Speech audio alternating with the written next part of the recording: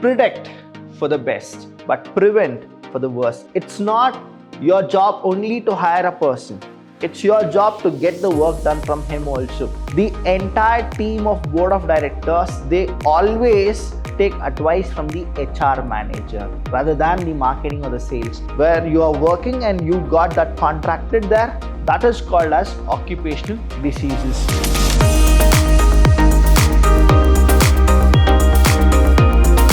Hello everybody, a warm welcome to one and all. I'm Abhilash Chandra from the Department of Commerce and Management in Vidyashram First Grade College, the Temple of Excellence. Welcome to all the students for this session. Now here in this session, I'm going to explain you about a very interesting topic, and the topic consists of 10 marks in the University of Mysore. Plus, I'll tell you here, you need to know this particular topic because once you go to any of the organization, the company, factory, industry, or you start your own business, you should have these measures to be taken so that there will not be any hazards. So what exactly the topic is, that is here we have protection and preventive measures against hazards. Now let's talk very open. What are the hazards which will definitely happen in the organization? You list it out. The hazards which you people can actually control, you list it out. Again, the hazards which you cannot control, again you list it out. Now you get to know that what precautionary measures you are supposed to take. Now, it's a very simple topic, but very important to understand that anything can happen in the organization. As a HR manager, we are supposed to get prepared for even the things which will not happen. That means what? Predict for the best, but prevent for the worst. So if you have these kind of knowledge, then definitely you can take a proper measure to prevent all these hazards. So what exactly these things are? When we go with, there are few industries, they have taken umpteen number of measures to fight with these hazards. So let's go with USA, say America, which is a developed nation. The problem in America is after some months, they'll actually get the snowfall. Now again, when it is a snowfall, what exactly they do? That is what the thing is. The government will help each and everybody to clear the snow. Now, when we go with few of the industries, what the industry should do and what the industry should not do, if you go with it, there will be accident in the organization, so we are supposed to prevent those accidents. Say here are some industries like construction. See here, construction industry is one of the industry where accidents will happen. It's not like accidents will not happen. Accidents will happen. Slight negligence of somebody, accident will happen. Right? So regularly deals with potential hazards and danger. We have seen n number of news in the news channel saying that 3 people were killed while constructing a building. 4 people were killed because of electric shock. All these things are what? It's all the accidental things which will happen. But what has a HR manager or a safety manager you people need to do is, you need to take measures. Even for the silliest of the silliest thing, you are supposed to take measures. They have safety measures at work and guidelines. Yes, guidelines we give it, but who will follow? So we need to make all the guidelines to be feasible and practicable by our employees in place of prevent workplace accidents and mishaps. So we know that as a HR manager or a safety manager, we are supposed to take all the measures. But let's see what all are the things which are in our controls. The first one we have is avoid slips and falls. So we are supposed to avoid slips and falls. So what exactly you are supposed to do? There will be the flooring which will be wet. You are supposed to make sure that, see, you are giving the work to somebody and that person need to do it. It's not your job only to hire a person. It's your job to get the work done from him also. Plus, it is not the job of you only to hire people. You are supposed to keep them safe also in your organization. So what exactly happens? The first thing, it will happen in the organization, slip or fall. So anybody, whoever are in your organization, they should have a common sense that they are supposed to see to it that if any of the wear and tear happens in the flooring, that should be immediately taken care and that should be treated very, very fast. Now, repair damage to flooring. So the thing is what? Repair damage to flooring that could cause someone to trip and keep hallways as well as the walkways clear and clean so that nobody will trip. That is the first thing which we are supposed to go. And the next one we have is be aware of electrical hazards. Now, electrical hazards are the most common hazards which can happen in the organization. Usually, we have seen in our news channel as well as in the newspaper that many people have lost their life due to electrical short circuits. Now, here what as a manager you are supposed to do is, there are people who will be using the electricity here in the organization, the electrical plugs in the organization. So, as a HR manager, you are supposed to organize them in a safest of the safest place.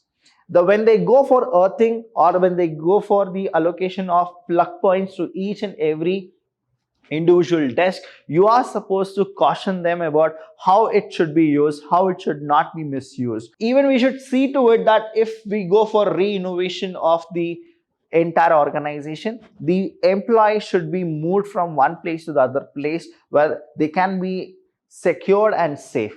And here we need to take care of two things. One is high voltage, and the second thing is how well we are using the electricity without misusing it. So these are what the things which we are supposed to do as a HR manager. Now you may feel that, sir, HR manager's job is something else, but you are telling something else. But let me tell you here, HR manager's job, the way you think, it is totally different. On records, practicality, HR manager is like a parent to the employees. Now, how your parents will actually tell you not to play with the electrical circuits, the same way HR manager should also guide and advise the people in the organization that they are not supposed to play with the electricity. Next one we have is limit manual handling and lifting. See, here we need to understand, though men are replaced by machines, but still I'll tell you here, because of the safety of a person, because of the safety of life, we need to make sure that heavy liftings are done by the machines rather than involving more people. So if job require people to lift item regularly, ensure a system is in place to get at the hard to reach items. So if they need to lift heavy objects, make sure employees have the tools they need to and know operate them safely. So there are many industries, what they usually do is they don't take the human support, they take the machine support. Say example, Hero.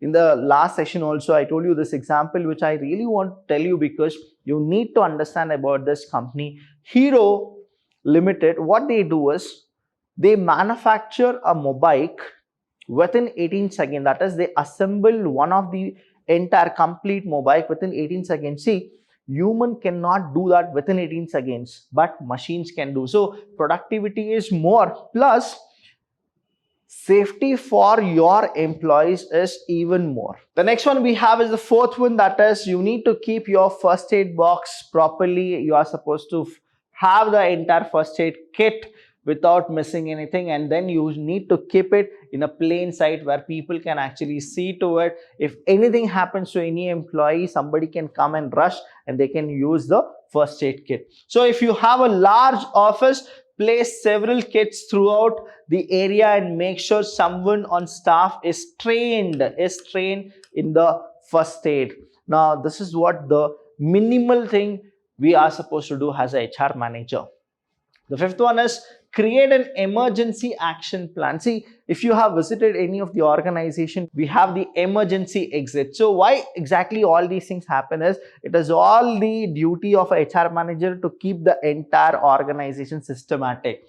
So outline emergency exit, practical fire drill, coordinate safety, meeting place and create a system to account for employees whereabouts. So all these things are taken care by the HR manager. See, that's the reason more than the marketing manager, sales manager, production manager, the entire team of board of directors, they always take advice from the HR manager rather than the marketing or the sales.